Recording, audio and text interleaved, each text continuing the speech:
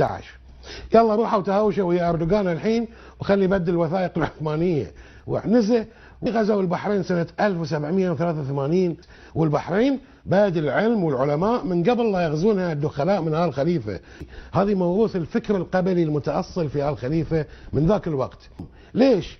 المعلومات تقول ان هم يشكلون خطر حسب العثمانيين، يشكلون خطر على مصالح العثمانيين لان هم ينهبون ويسلبون وقطاع طرق وقراصنة بحر.